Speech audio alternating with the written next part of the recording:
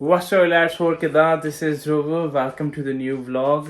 तो भाई good morning all the way from Dublin. तो भाई आज के व्लॉग में बात करते हैं BIVS को लेके। BIVS की जो स्कीम है ना, ब्रिटिश आयरिश वीज़ा स्कीम, इसके बारे में भाई मैंने ऑलरेडी व्लॉग तो बना रखा है, बट स्टिल आपके जो क्वेश्चन मिलते हैं ना भाई बहुत ज़्यादा है कि अभी लोगों को पता नहीं है ये किस किस को मिलता है, क्यों मिलता है। और काफ़ी क्वेश्चन आते हैं कि भाई ये मैं अलग से एप्लीकेशन डाल के रिक्वेस्ट कर सकता हूँ या वीज़ा ऑफिसर को ईमेल कर सकता हूँ कि मुझे ये प्लीज़ BIVS दें, या किस कंट्री से मैं अराइव करके, किस कंट्री से मैं चढ़ के, किस कंट्री से मैं एग्ज़िट कर सकता हूँ। ये भी बहुत क्वेश्चन आते हैं।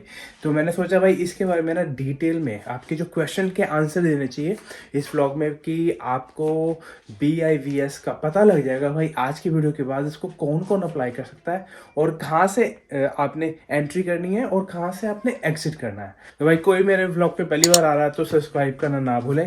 तो फिर करते हैं आज के वीडियो की शुरुआत।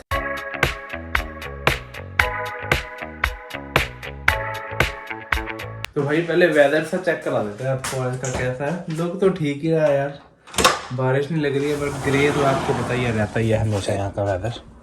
तो ठीक है, नॉट बैड। हवा सी चल रही है, ठंडी ठंडी हवा सी भाई। तो भाई अब करते हैं पेट पूजा, उसके बाद काम दूजा। बात तो सही है। और ये वीज़ा किन किन नेशनलिटी को दी जाता है भाई? सभी को नहीं है अलाउड, ये खाली 2 नेशनलिटी को दिया जाता है भाई। उसमें आती है पहले इंडियन नेशनल्स, ठीक है, इंडियन पासपोर्ट होल्डर। उसके बाद आते हैं भाई Chinese nationals including Hong Kong and Macau citizen. तो भाई इन 2 नेशनलिटियों को ना ये जो BIVS वीज़ा स्कीम है ये दी जाती है। तो हाँ जी भाई लोग, नाश्ता पानी तो अपना हो गया है। तो भाई बात करते हैं कि BIVS का जो वीज़ा स्कीम है ना वो किस किस पर्पस पे लोग यहाँ पे आ सकते हैं उस स्कीम के अंदर, ठीक है।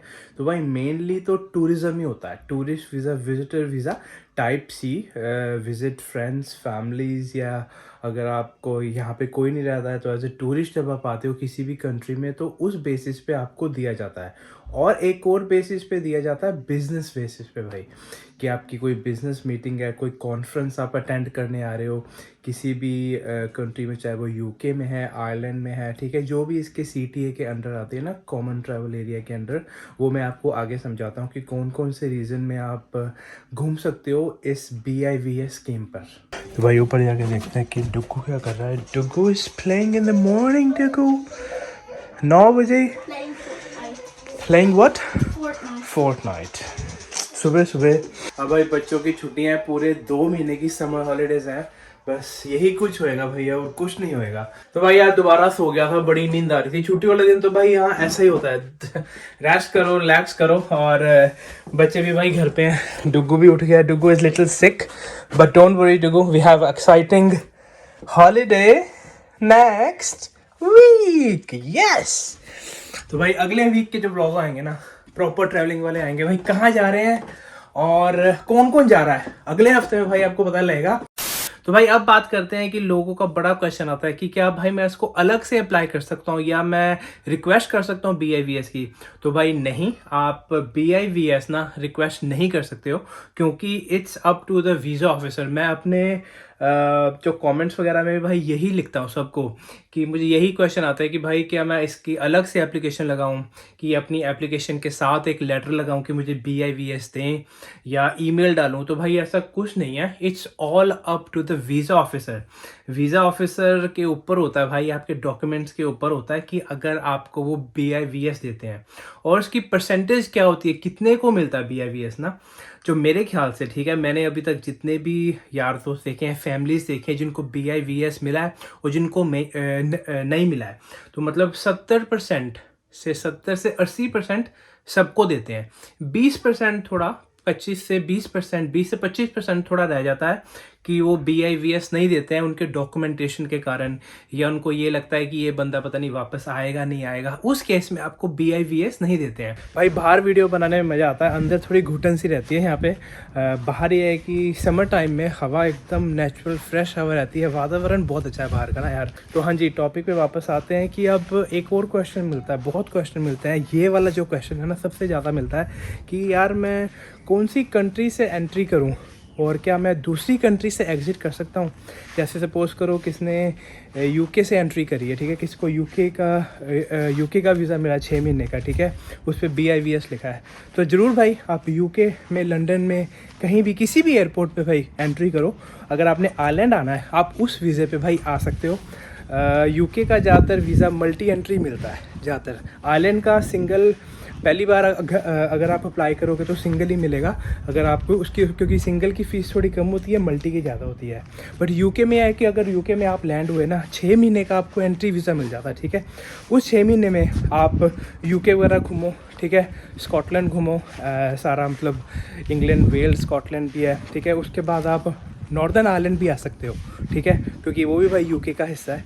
उसके बाद आप आयरलैंड है, वो यूके का हिस्सा नहीं है, ये रिपब्लिक ऑफ आयरलैंड है, बट आप BIVS पे भाई आयरलैंड भी आ सकते हो। तो एक ही वीज़ा इन सारी कंट्रियों में, मतलब दोनों कंट्रियों में चल जाता है, यूके और आयरलैंड में। तो भाई डेफिनेटली अगर आप यूके उतरे हो, लंदन हीथ्रो उतरे हो, ठीक है, आपने वापसी फ़्लाइट डबलिन से करानी है, वो भी आप करा सकते हो। या अगर आप डबलिन उतरे हो, ठीक है, आयरलैंड उतरे हो, वापसी अपने फ़्लाइट अगर लंदन से करानी है, ठीक है, किसी भी यूके के एयरपोर्ट से करानी है, वो भी आप कर सकते हो। बट आप किसी भी कंट्री में भाई उतरोगे ना, मैं तो ये बोलता हूँ, अगर किसी भी कंट्री में आप उतर रहे हो, ठीक है, वहाँ पे आपके डॉक्यूमेंट्स चेक होंगे इमिग्रेशन के द्वारा, ठीक है। इमिग्रेशन ऑफिसर आपसे 3 चीज़ें मांगेगा मेनली।